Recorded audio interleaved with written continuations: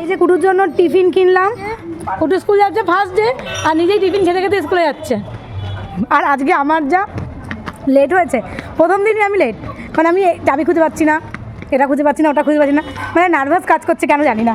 কালকে একবার স্কুলে যেতে গিয়ে ড্রেনের মধ্যে পড়ে গেছিলো, তাই আজকে কুটুকে আবার ফ্রেশ করে নিয়ে যাচ্ছি। কুটু স্কুলে যাচ্ছে।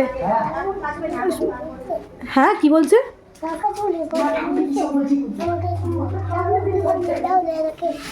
হ্যাঁ কি একটা যেন বললো টাকা দিয়ে নিয়েছে, ঠাকুর টাকাটা যেন সে যেন ভালোভাবে ফিরে দিয়ে যায়। ও স্কুল যাওয়ার আগে এসব বললো প্রণাম করে।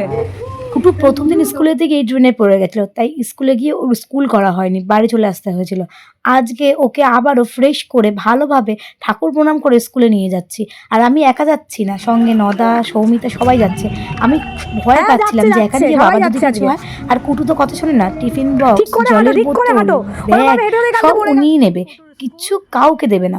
কুটুকে ওর যা যা কোলে তুলে নিয়ে একদম স্কুলে ঢুকিয়ে দিল।